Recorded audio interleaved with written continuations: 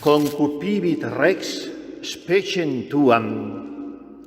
Acabamos de decir en el verso aleluyático: el Rey te deseó vivamente porque está prendado de tu belleza y hermosura. Se lo hemos dicho con las palabras del Salmo a esta joven mujer que hoy celebra la Iglesia, con los máximos honores que ella concede a sus hijos. La canonización y sobre esto el doctorado universal, por la eminencia de su doctrina, la santidad de su vida y el influjo de su magisterio. La mia natura è fuoco. Se ha definido en tantos modos a esta muchacha toscana. Se ha llegado incluso a decir: todos los escritores italianos se reducen a uno, Catalina de Siena. Se ha escrito tanto sobre ella, ha dado lugar a incontables libros, estudios, tesis doctorales, porque es asombroso lo poliédrico de su figura y lo múltiple y vario de su enseñanza. Sin embargo, ¿acaso ninguno la ha definido tan bien como ella misma en este autorretrato? La mia natura è fuoco, mi naturaleza es fuego. Soy toda fuego y sangre.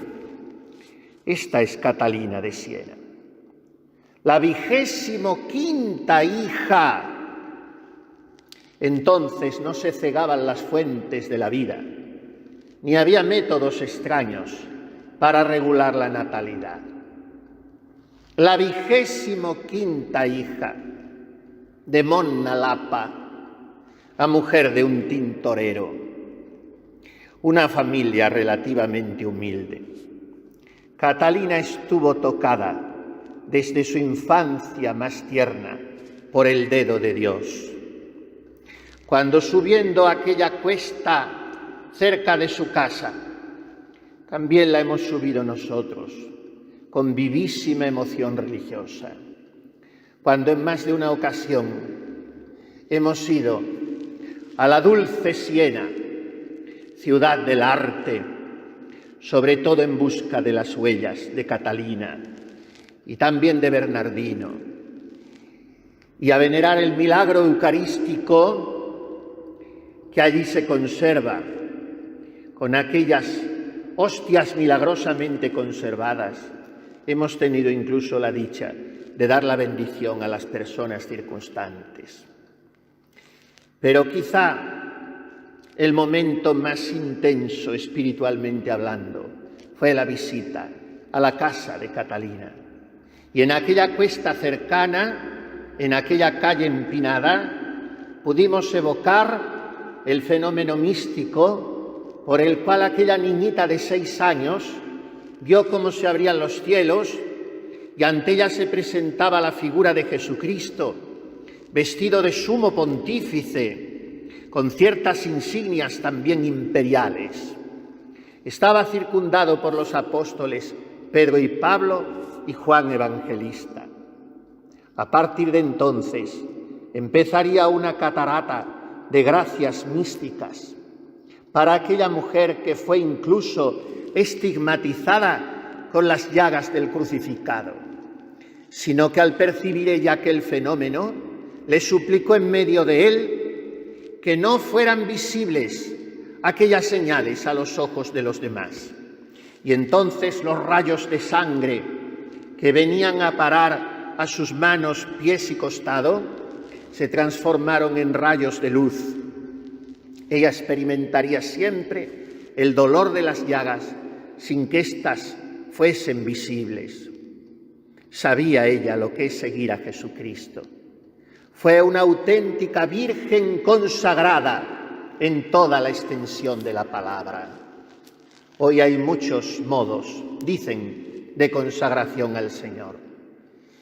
Y en no pocos casos, aquellos que los adoptan siguen viviendo en todo como las personas del mundo. ¿Dónde está lo evidente de esa consagración entonces? Catalina no fue así. Quiso consagrarse, sí, pero ante la oposición paterna pidió ser admitida en la Orden Tercera de Santo Domingo y vivió como seglar, terciaria dominica, decimos.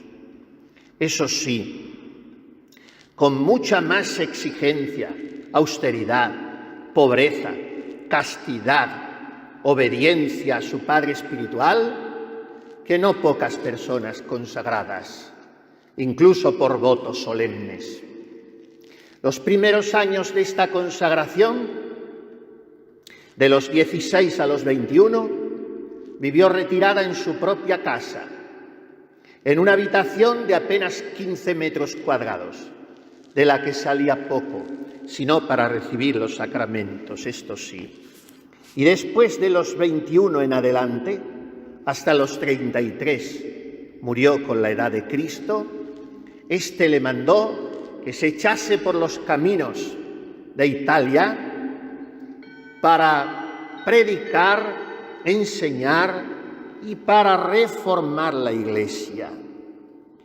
Y aquí empieza lo admirable, lo asombroso, externamente hablando, de la actuación de una mujer que verdaderamente cambió la Iglesia de su tiempo, joven, sola, pobre de salud, sin apoyos humanos, ni de contactos, ni de influjos, ni económicos.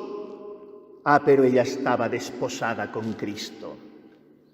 Él le había presentado 2 coronas, una de oro y otra de espinas, y ella sin dudarlo escogió la segunda. Por eso vino la Santa Madre de Dios, con el niño Jesús en sus brazos. Y este puso un anillo en el dedo de Catalina.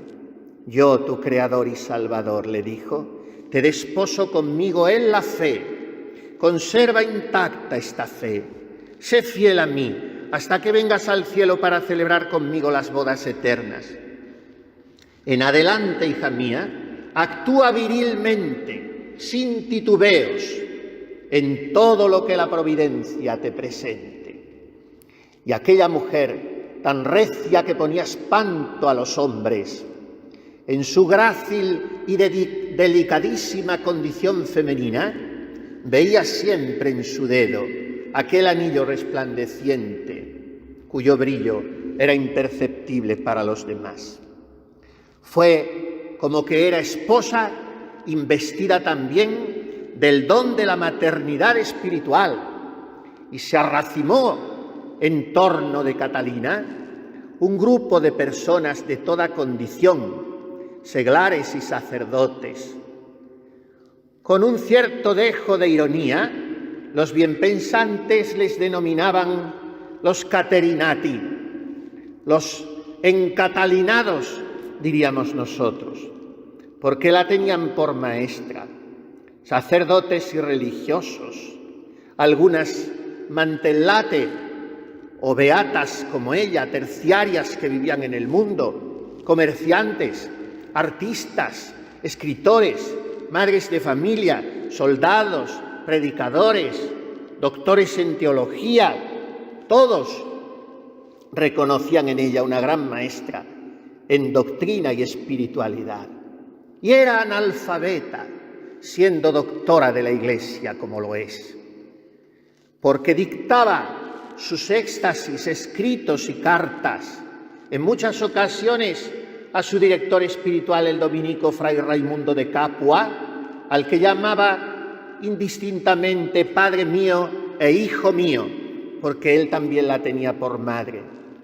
Y cuando se trataba de cartas a obispos, cardenales y al mismo Papa, en ocasiones, en éxtasis o fuera de él, dictaba a 2, 3 y hasta 4 amanuenses al mismo tiempo, de temas muy diversos y sin perder el hilo de aquello que trataba. Era naturalmente un caudal en torrentera de ciencia infusa el que el Señor le había concedido. Sufrió por la situación de la Iglesia. En aquel siglo XIV, Nació en 1347 y murió en 1380. El Papa cobardemente había huido a Aviñón y había abandonado Roma por presiones políticas, porque podía mucho Francia entonces. Y los cardenales no se aclaraban. Tan es así que les pesó haber elegido legítimamente un papa, por el carácter difícil que éste presentaba y las actuaciones demasiado impulsivas. Se refugiaron entonces los purpurados en el argumento de que lo habían escogido por coacción y miedo, procedieron a una nueva elección y nombraron al que Santa Catalina consideró un antipapa. Muy difíciles circunstancias. Nos quejamos nosotros de las de la Iglesia de nuestro tiempo, que efectivamente son preocupantes porque muy probablemente encierran la misma confusión y división, pero mucha menos falta de fe hoy que entonces. Cristo le enseña a escribir a Catalina para que pueda seguir enseñando y propagando su doctrina. Es deliciosa la narración que de esto hace ella a su director, Fray Raimundo de Capua.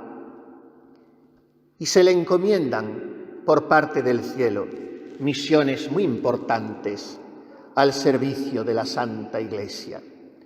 Tuvo Catalina un amor inmenso por la Iglesia y por el Santo Padre, pero no era un amor servil. Cuando citamos una y otra vez esa expresión tan candorosa y dulce en sus labios, con que se dirige al Papa y lo nombra, el dulce Cristo en la tierra, dejamos en el tintero las reconvenciones absolutamente firmes y rectilíneas con que ella se dirige a los papas y podríamos decir les regaña, les reprocha y llega a decir: mirad, Santo Padre, que la obediencia a vos no vaya a convertirse en motivo de condenación eterna. Y les llama la atención porque crean cardenales indignos, porque nombran obispos indignos, porque los obispos se preocupan de que haya muchos sacerdotes en lugar de que estos sean buenos. Y estas son las causas de la decadencia de la Iglesia. El amor de Catalina por la esposa de Cristo, la navicella, la llamará ella, la navecilla de la Iglesia, cuyo peso sentía sobre sus hombros hasta el punto de caer un día desfallecida en la misma fachada de la Basílica Constantiniana del Vaticano, anterior a la que nosotros hoy contemplamos. Pero el mosaico que está en la fachada es el mismo, el de una nave surcando los mares de la historia, la Iglesia. Un día Catalina, contemplándola, cae casi muerta en lo que sus discípulos pensaron que era un desmayo. Faltaban solo 4 meses para su muerte. Quisieron levantarla, era imposible. Su peso era insoportablemente voluminoso y es que ella sentía sobre sí el peso de toda la Iglesia. La amó mucho. Hoy necesitamos una Catalina. Lo pido cada año insistentemente en este día y después muchas veces. Es necesario que se levante alguien, no tiene que ser, y seguramente no lo será, un eclesiástico. Es necesario que un alma libre, limpia, valiente y santa se levante a gritar y a enseñarnos los caminos de la voluntad de Dios, que muchas veces no son aquellos por los que pretenden, probablemente muy llevados de su buena voluntad objetiva, conducirnos los eclesiásticos. Los caminos de Dios son los de Dios, no los de los hombres. El Señor le dice, y ella escribe en aquel libro áureo, el diálogo que recoge sus éxtasis y que ha sido suficiente para declararla doctora de la Iglesia. una semana después que a la primera mujer que ostentó este título, Santa Teresa de Jesús la Nuestra. El 4 de octubre de 1970, el mismo Papa Pablo VI declaró doctora a la que era ya patrona de Italia y patrona secundaria de Roma, Santa Catalina de Siena. Con sus 33 años, llenos de fragante y limpia juventud y pureza. Y en ese libro, El Diálogo, Dios nuestro Señor le dice cosas asombrosas y escalofriantes, entre ellas esta: hija dulcísima, tus lágrimas me fuerzan. Mira y fíjate cómo mi esposa, la Iglesia, tiene sucia la cara, cómo está leprosa por la inmundicia y el amor propio, y entumecida por la soberbia y la avaricia de aquellos que a su pecho se nutren. Hablo de mis ministros.